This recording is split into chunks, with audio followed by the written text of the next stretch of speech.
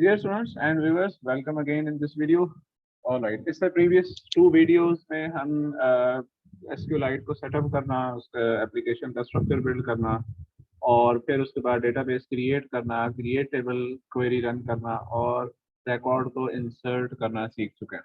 आई hope कि ये आप सबको यहाँ तक हर चीज़ क्लियर होगी और आप प्रैक्टिस कर रहे होंगे, कर ली होगी आपने। अब हम इसमें एक और क्वेरी यानी सेलेक्ट की क्वेरी को रन करना सीखेंगे और फिर उसके रिजल्ट्स को फ्यूचर बिल्डर विजेट में ऐड करना सीखेंगे। This is basically future builder विजेट। Future Builder widget is extremely useful in displaying dynamic data। तो जैसा कि डेटा आमतौर पर डेटाबेस से फैच होके आता है वो जाहिर है कम ज़्यादा होता रहता है, तो वो जिस तरह भी डेटा कम या ज़्यादा हो रहा है, मॉडिफाई हो रहा है, तो फ्यूचर बिल्डर पर उसकी जो करंट स्टेट है वो हम डिस्प्ले कर सकते हैं, शो कर सकते हैं। ये डायनामिकली अपडेट होता है और इसको अभी हम यूज़ करना सीखेंगे। और सेलेक्ट की क्वेरी चूंकि वो एक टेबल का एक सबसेट या पूरा टेबल रिटर्न करती है, तो ऐसी इंफॉर्मेशन को प्रेजेंट करने के लिए future builder is the best choice. तो इस वीडियो में आप दो इंपॉर्टेंट चीज़ें सीखेंगे। एक तो ये कि एसक्यूएल डेटाबेस पर सेलेक्ट की क्वेरी कैसे रन करते हैं और दूसरा ये कि फ्यूचर बिल्डर विजेट में उस इंफॉर्मेशन को कैसे प्रेजेंट करते हैं। So let's begin. ओके, ये काम भी इंतहाई आसान है, ऐसा मुश्किल नहीं है। सबसे पहले हम क्या करते हैं कि हम वापस चलते हैं जी प्रोजेक्ट पे। प्रोजेक्ट मैंने रन कर रखा है। अच्छा, इसमें सबसे पहले हम डीबी मैनेजर क्लास में सेलेक्ट की क्वेरी वाला काम कर लेते हैं कि क्वेरी हम इम्प्लीमेंट कर लेते हैं ताकि वो रिजल्ट्स रिट्रीव हो जाएं टेबल में से और फिर उसके बाद हम उसको प्रेजेंटेबल बनाएंगे इन द फ्यूचर बिल्डर। तो जी एक फंक्शन डिफाइन करते हैं डीबी मैनेजर की क्लास में। सो वॉइड, अब चूंकि हम, अगर आपने प्रीवियस टू वीडियोस देखी हैं तो आपको पता होगा कि हम स्टूडेंट क्लासेस की जो स्टूडेंट बेसिकली इंफॉर्मेशन है उसकी तीन प्रॉपर्टीज बेस्ड उसको हम स्टोर कर रहे हैं, आईडी, नेम और एज। टेबल का नाम भी स्टूडेंट है और उसमें हम इन तीनों प्रॉपर्टीज को यानी तीन कॉलम हमने वहाँ बनाए हैं और ये वहाँ हम सेव कर रहे हैं। तो अगर आपने प्रीवियस टू वीडियोस नहीं देखी तो ये मैंने कहा आपको क्विकली उसका रिकैप कर दूं। सो हम अब स्टूडेंट के ही रिकॉर्ड्स को लोड करेंगे फ्रॉम द स्टूडेंट्स टेबल। तो हम इसका नाम कुछ रख लेते हैं, let's see ji load student records और इसको हम ये सिंक्रोनस फंक्शन बनाएंगे क्योंकि डेटाबेस से इंटरेक्शन है तो अवेटेड फंक्शन कॉल्स होगी। सबसे पहला काम वही है कि हमें डेटाबेस के साथ कनेक्शन रिक्वायर्ड है। सो हम डेटाबेस का एक ऑब्जेक्ट एक्वायर करते हैं from the function this dot init database, जो कि हमने सेकेंड वीडियो में डिफाइन किया था, बनाया था। ये इसको मैं आपको दोबारा से दिखा देता हूँ। ये वो फंक्शन है जो हमने क्रिएट किया था जो कि कनेक्शन इस्टेब्लिश करता है और अगर ये फर्स्ट टाइम एप्लीकेशन रन हो रही हो तो फिर डेटाबेस भी क्रिएट करता है और ये क्रिएटेबल की क्वेरी भी रन करता है। तो इसके थ्रू हमने सबसे पहले कनेक्शन इस्टेब्लिश कर लिया है, हमें उसका रेफरेंस अंडरस्कोर डीबी ऑब्जेक्ट में मिल जाएगा।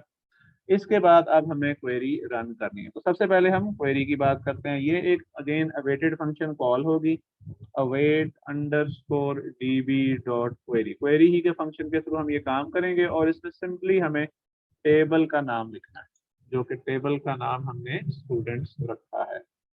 That's it. सो हमने लिखा जी अंडरस्कोर db डॉट क्वेरी और इसमें आर्गुमेंट हमने टेबल का नाम पास कर दिया। It is equivalent to select status from students. Okay, अब आपको पता है कि जब सेलेक्ट की क्वेरी रन होती है तो डेफिनेटली वो एक रिजल्ट सेट, एक रिकॉर्ड सेट रिटर्न करती है, यानी वो जीरो या मोर रिकॉर्ड्स टेबल के रिटर्न कर सकती है, जितने भी जाहिर है उसके अंदर जो भी टेबल में रिकॉर्ड्स का स्टेटस हो। अब ये जो इसमें हम फ्लटर में जिस चीज़ को डील करते हैं वो इस तरह है कि जो एक रिकॉर्ड होता है टेबल का वो बेसिकली एक मैप के तौर पे रिटर्न होता है। सो रिकॉर्ड मैप की फॉर्म में बनता है और उस रिकॉर्ड का जो कॉलम हेडर है वो उस मैप की एक इंस्टेंस की होती है और उसकी जो सेल वैल्यू होती है वो इस मैप के के अगेंस्ट वो वैल्यू बनती है। जैसे मैं अब यहाँ पर कमेंट में आपको लिख के दिखाता हूँ फॉर योर अंडरस्टैंडिंग। तो हम ये कहते हैं कि जी एक टेबल हमें है, उसमें एक रिकॉर्ड है स्टूडेंट का जी आईडी, इसको ऐसे लिखते हैं एस आई डी, उसके बाद दूसरी चीज है जी एस नेम और तीसरी चीज है एस एज। ये समझे एक टेबल है। आईडी है जी वन स्टूडेंट की, नेम लेट से उसका हम रख लेते हैं अली, और एज है उसकी 20। ये समझ लें जैसे एक टेबल है, और जब हम इस पे सिलेक्ट स्टैटिस की क्वेरी रन करेंगे तो जो इसका रिजल्ट हमें मिलेगा वो ऐसे मिलेगा कि की होगी एस आई डी, वैल्यू होगी उसकी 1, फिर की होगी एस नेम और वैल्यू होगी उसकी अली, और फिर की होगी हमारे पास एस एज और वैल्यू होगी उसकी 20। This is basically a representation of a map object. So जितने रिकॉर्ड्स यहाँ से रिटर्न होंगे all of them will be in the form of map. अगर एक रिकॉर्ड है तो सिंगल एक ऑब्जेक्ट होगा, एक से ज्यादा है तो definitely that will be a list of map objects. तो यहाँ से जो रिटर्न हमें हो रहा है वो क्या हो रहा है जी, लिस्ट ऑफ मैप ऑब्जेक्ट। और उसकी टाइप क्या होगी, डेफिनेटली उसकी टाइप स्टूडेंट नहीं होगी, क्योंकि मैप में दो चीजें होती हैं। सो फर्स्ट है जी स्ट्रिंग और सेकंड है डायनेमिक। ठीक है जी, इक्वल्स अवेट, दैट्स इट। इसमें क्या मिस्टेक हुई है हमारे पास, स्ट्रिंग डायनेमिक मैप, हमने नाम तो दिया ही नहीं, तो हम इसको लिख लेते हैं स्टूडेंट्स लिस्ट, ये चीज। तो एक लिस्ट ऑफ मैप रिटर्न होगा इस सेलेक्ट की क्वेरी से, जिसको हमने नाम दे दिया स्टूडेंट्स लिस्ट, वो उसके अंदर सेव हो जाएगा। आई होप ये बात आपको समझ आई होगी। अब हम इसको कन्वर्ट कर लेते हैं लिस्ट ऑफ स्टूडेंट्स में। तो लिस्ट ऑफ स्टूडेंट्स में में कन्वर्ट करना भी आसान है। हम इसकी रिटर्न टाइप भी फिर लिस्ट ऑफ स्टूडेंट्स का लेते हैं, फ्यूचर लिस्ट स्टूडेंट। डेफिनेटली हमने इसकी रिप्रेजेंटेशन के लिए एक स्टूडेंट की क्लास बना रखी है, तो हम इसी के ऑब्जेक्ट्स बनाकर उसकी एक लिस्ट क्रिएट करेंगे इस रिकॉर्ड से जो कि स्टूडेंट्स लिस्ट में है, और फिर उसको रिटर्न करेंगे। सो ये काम भी हम सिंपल एनोनिमस ऑब्जेक्ट्स के थ्रू कर सकते हैं। सो लिस्ट डॉट जेनरेट का फंक्शन हम कॉल करेंगे। आप इसको सेपरेटली भी कर सकते हैं, पहले आप लिस्ट क्रिएट करें और फिर उसको रिटर्न स्टेटमेंट में दें, जैसा हम आमतौर पे दूसरी लैंग्वेजेस में करते हैं। लेकिन हम डार्ट की एक कन्वेंशन है कि इसमें एनोनिमस ऑब्जेक्ट्स बहुत ज़्यादा यूज होते हैं। So let's follow the same convention. Alright, तो अब हम क्या करेंगे, अब हमें इसकी लेंथ प्रोवाइड करनी है, और लेंथ डेफिनेटली हमें मिल जाएगी स्टूडेंट्स लिस्ट डॉट लेंथ से। उसके बाद एक इंडेक्स होगा जो इस लिस्ट में आइटरेट करेगा, और यहाँ हम एक अदर प्रॉपर एनोनिमस फंक्शन बना लेंगे लाइक दिस, और इसके अंदर से फिर हम एक स्टूडेंट का ऑब्जेक्ट रिटर्न किया करेंगे, और वो स्टूडेंट का ऑब्जेक्ट फिर इस लिस्ट और जेनरेट का आर्गुमेंट बनेगा और उसमें ऐड होता जाएगा और अल्टीमेटली वो रिटर्न हो जाएगा। सो रिटर्न स्टूडेंट। अब जो स्टूडेंट क्लास है उसमें हमें पता है तीन हमें उसका ऑब्जेक्ट बनाने के लिए तीन पैरामीटर्स हैं, पैरामीट्रिक कंस्ट्रक्टर है, तो हमें वो तीनों पैरामीटर्स अब यहाँ पास करने हैं, आईडी नेम और एज। और वो आईडी नेम और एज कहाँ है, वो इस स्टूडेंट्स लिस्ट के मैप के अंदर है। तो हम स्टूडेंट्स लिस्ट के फर्स्ट इंडेक्स से सबसे पहले आईडी रिट्रीव करते हैं, ये पहला आर्गुमेंट बन जाएगा। फिर स्टूडेंट्स लिस्ट के सेम इंडेक्स से एस नेम रिकवर करते हैं, और फिर इसी तरह स्टूडेंट्स लिस्ट के सेम इंडेक्स से एस एज रिकवर करते हैं, और वो तीनों आर्गुमेंट स्टूडेंट के कंस्ट्रक्टर को पास होंगे, ऑब्जेक्ट बनेगा, ऑब्जेक्ट रिटर्न होगा, और वो इस लिस्ट डॉट जनरेट के फंक्शन का आर्गुमेंट बनेगा, और वो फिर लिस्ट बनती चली जाएगी, पॉपुलेट होती चली जाएगी, और अल्टीमेटली वो रिटर्न हो जाएगी। तो इस तरह ये फंक्शन की डेफिनेशन हमने सक्सेसफुली कंप्लीट कर ली है। आई होप कि ये आपको क्लियर होगी, ये बेसिक सा काम है।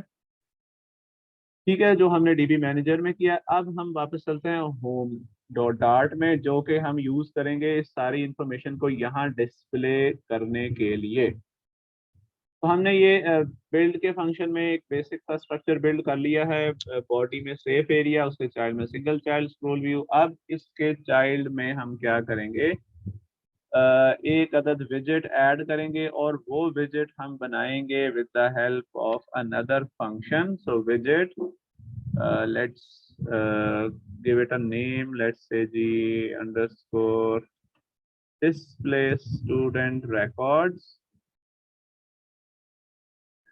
That's it. ये अब फंक्शन हम ऐड कर देंगे इसके चाइल्ड प्रॉपर्टी में।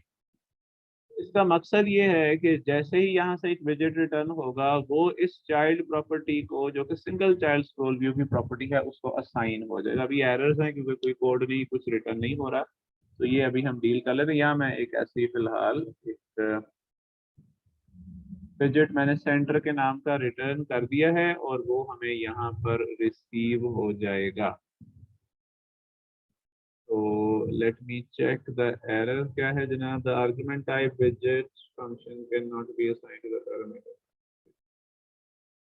वो will figure it out. Function है, पैरामीटर्स मैंने कर दिए पैरेंथेसिस। अब ठीक है, तो यहाँ से एक सेंटर एक एम्प्टी ऑब्जेक्ट रिटर्न करेगा फिलहाल मैंने एरर रिमूव करने के लिए, और वो हमने सिंगल चाइल्ड स्क्रोल व्यू की चाइल्ड प्रॉपर्टी को असाइन कर दिया है। तो ये फिलहाल हमने स्ट्रक्चर बना लिया। इसमें हम वो फ्यूचर बिल्डर वाला काम करेंगे। अच्छा, उससे पहले हम क्या करते हैं, अपनी इसी होम क्लास में एक लिस्ट क्रिएट कर लेते हैं, और वो होगी जनाब स्टूडेंट टाइप की लिस्ट। उसका नाम हम रख लेते हैं लिस्ट ऑफ स्टूडेंट्स, और उसको हम पॉपुलेट किया करेंगे एक और फंक्शन के थ्रू जो कि अभी हम डिफाइन करने लगे हैं। Let's see G void load student records। ठीक है जी, इसको हम कॉल किया करेंगे, यानी किस फंक्शन को, डीबी मैनेजर के का जो भी हमने फंक्शन बनाया है लोड स्टूडेंट रिकॉर्ड्स, इसको कॉल करके क्या करेंगे, अपनी इस लिस्ट को पॉपुलेट कर लिया करेंगे। तो हम करते हैं जनाब await db manager dot instance dot load student records. हमें async बनाना है। तो यहाँ से ये फंक्शन का मकसद ये है कि होम क्लास का फंक्शन डीबी मैनेजर की क्लास के लोड स्टूडेंट्स को कॉल किया करेगा और ये लिस्ट पॉपुलेट हो जाया करेगी। इसी लिस्ट को हम यूज करेंगे to display all the student records on this screen. तो ये हमने एक पहले एक ऑब्जेक्ट बनाया लिस्ट ऑफ स्टूडेंट्स का, और फिर उसके बाद एक फंक्शन बना लिया। अब ये फंक्शन हम एडिट डिलीट इंसर्ट हर एक ऑपरेशन के बाद ये कॉल कर लिया करेंगे, और हमें अपडेटेड लिस्ट यहाँ पे नजर आ जाया करेगी। ओके, ये काम कंप्लीट हो गया। अब हम वापस आते हैं इस डिस्प्ले स्टूडेंट रिकॉर्ड्स की तरफ। आई होप कि ये सारा काम आपको समझ आया होगा। Alright, so let's jump to display student records. अब हम यहाँ से रिटर्न करवाएंगे रिटर्न फ्यूचर बिल्डर ऑब्जेक्ट। ये हम यहाँ से रिटर्न कराएंगे। अब हमें इसकी जरूरत नहीं है, तो हमने इसको कर दिया रिमूव। ऑलराइट, सो रिटर्न फ्यूचर बिल्डर में जो एक सबसे रिक्वायर्ड प्रॉपर्टी वो बिल्डर प्रॉपर्टी होती है, और इसके अलावा जो सेकंड प्रॉपर्टी होती है जो हमें यहाँ से हमें यूज करनी होती है वो उसकी फ्यूचर प्रॉपर्टी होती है। तो सबसे पहले फ्यूचर प्रॉपर्टी को डिफाइन करते हैं। फ्यूचर प्रॉपर्टी में वो ऑब्जेक्ट हम यहाँ पे लाएंगे जो इस फ्यूचर बिल्डर के ऊपर हमें इंफॉर्मेशन को डिस्प्ले में डिस्प्ले करेगा, या जहाँ से डेटा आएगा जो हमें यहाँ डिस्प्ले करना है। तो हम अगेन ये काम करते हैं कि डीबी मैनेजर की ही क्लास का वो फंक्शन कॉल करके वो लिस्ट ऑफ स्टूडेंट्स इस फ्यूचर को असाइन कर दें। That's it. इसके बाद हम बिल्डर एक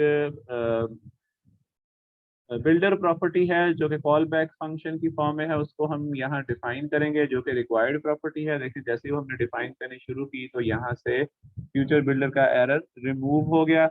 इसमें दो पैरामीटर्स होते हैं, एक बिल्ड कॉन्टेक्स्ट का कॉन्टेक्स्ट होता है और दूसरा स्नैपशॉट होता है, यानी वो डेटा जो फ्यूचर प्रॉपर्टी के अंदर आया है वो अब स्नैपशॉट की फॉर्म में हमें अवेलेबल है। ये एक इम्पॉर्टेंट बात समझने की है। अब आप ये देखें कि अब हमने दो जगह पर सेम डेटा स्टोर कर लिया, एक लिस्ट ऑफ स्टूडेंट के ऑब्जेक्ट में और दूसरा इस फ्यूचर में जो कि स्नैपशॉट की फॉर्म में अवेलेबल है। आप इन दोनों को यूज करते हुए या आप लिस्ट ऑफ स्टूडेंट्स को यूज कर लें या स्नैपशॉट को यूज कर लें, इंफॉर्मेशन यहाँ डिस्प्ले कर सकते हैं।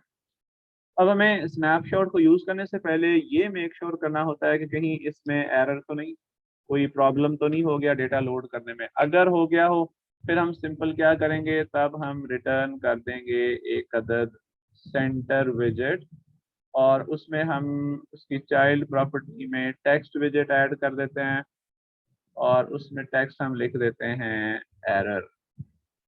ठीक है जी। किस सूरत में, अगर स्नैपशॉट के ऑब्जेक्ट में कोई एरर है, यानी फ्यूचर मैंने जो फंक्शन कॉल किया इसके बाद यहाँ से कुछ गलत चीज, कुछ अनएक्सपेक्टेड एरर आ गया, वो फ्यूचर को साइन हुआ, डेफिनेटली फिर स्नैपशॉट में भी एरर ही होगा। इफ हमने डील कर लिया। एल्स इफ में हम ये कह रहे हैं कि अगर स्नैपशॉट में डेटा है तो फिर तो वो सारा डेटा यहाँ प्रेजेंट कर दें। ठीक है जी। अगर डेटा नहीं है, एरर भी नहीं है, डेटा भी नहीं है, फिर क्या करें, फिर भी एक हम विजेट रिटर्न करेंगे और उसमें लिख देंगे नो डेटा अवेलेबल। ठीक है जी। इसको फिलहाल सेव करते हैं।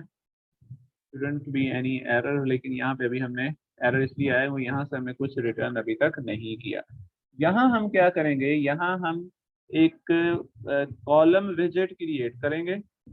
ठीक है। और उस कॉलम विजेट में तमाम स्टूडेंट्स की जो इंफॉर्मेशन है वो एक list of list style objects की फॉर्म में डिस्प्ले होगी, और वो पूरा कॉलम विजेट रिटर्न होगा और डिस्प्ले हो जाएगा अगर तो स्नैपशॉट में डेटा होगा तो हम सबसे पहले एक लिस्ट क्रिएट करते हैं, लिस्ट ऑफ लिस्ट स्टाइल, और इसको हम कह देते हैं जी टाइल्स इक्वल ये। ओके। अब हम यहाँ से कॉलम विजेट रिटर्न करेंगे, और कॉलम विजेट की चिल्ड्रन प्रॉपर्टी में हम ये टाइल्स असाइन कर देंगे। अब इन टाइल्स को हमने पॉपुलेट करना है। अभी तो हमने ये एम्प्टी टाइल्स क्रिएट की हैं, अब इस टाइल्स को पॉपुलेट करेंगे इस स्नैपशॉट के डेटा के साथ, या फिर वो जो अंडरस्कोर लिस्ट ऑफ स्टूडेंट्स हमने लोड किए हैं उसके थ्रू। और फिर हम कॉलम विजेट की चिल्ड्रन प्रॉपर्टी को वो लिस्ट ऑफ टाइल्स यानी लिस्ट ऑफ विजेट से साइन करेंगे, और कॉलम विजेट रिटर्न हो जाएगा जो यहाँ हमें नजर आएगा। ओके। अब हम आइट्रेट करते हैं उन लिस्ट को, लिस्ट ऑफ स्टूडेंट्स को। तो उसका तरीका इजी है, underscore list of students dot for each, ये फंक्शन होता है। ओके।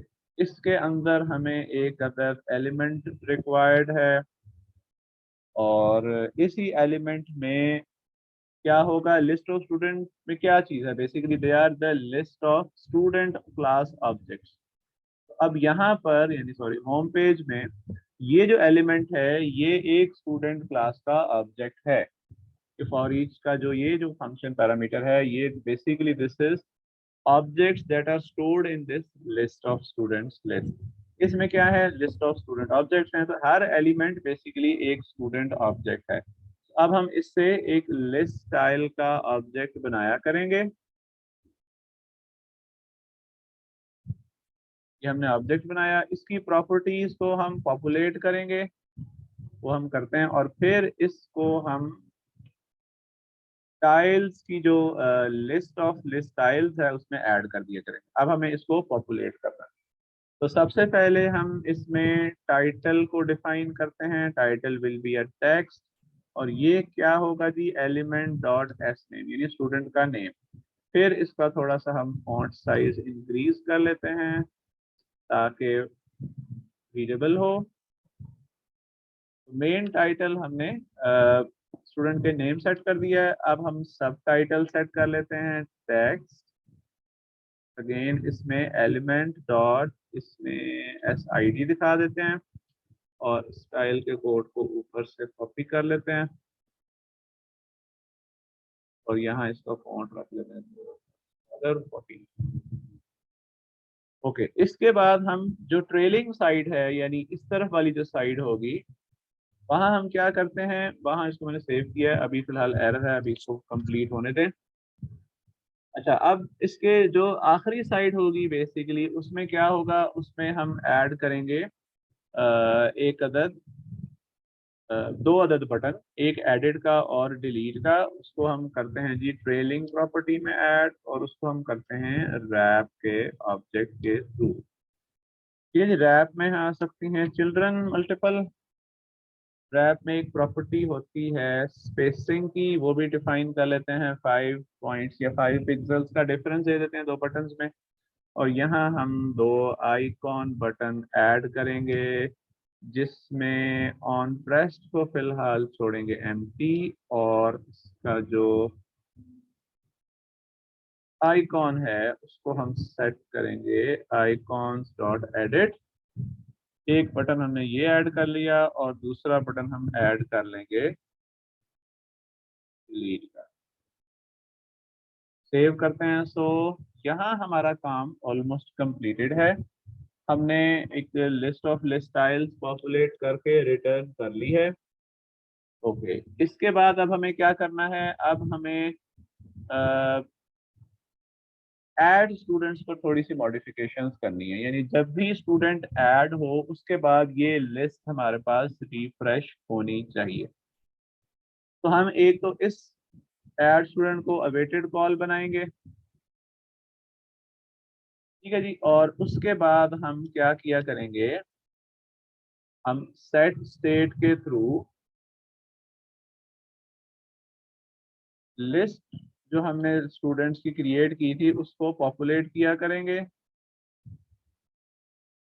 और उसको पॉपुलेट करने का तरीका ये है कि सिंपल हम अगर ये फंक्शन कॉल कर लें load student underscore load student records, that's it.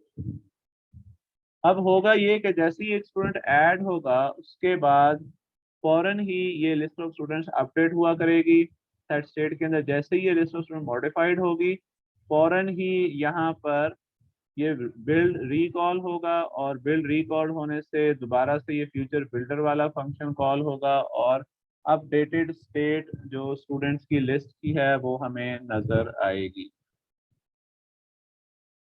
Alright, सो हम एक स्टूडेंट ऐड करते हैं, let's test it. So 1, okay, Ali, submit करता हूँ। ये ले, पहले से भी कुछ स्टूडेंट्स थे तो वो रिफ्रेश हुआ है, तो वो हम अब हमारे पास नजर आने शुरू हो गए हैं। देखें अली स्टूडेंट की लिस्ट आ गई है, लिस्ट में आ गया। पहले से भी कुछ मैंने ऐड कर रखे थे, एक और ऐड करते हैं। Let's see ji student ID हम रख लेते हैं 10, कर लेते हैं जी बिलाल, और 22 सबमिट।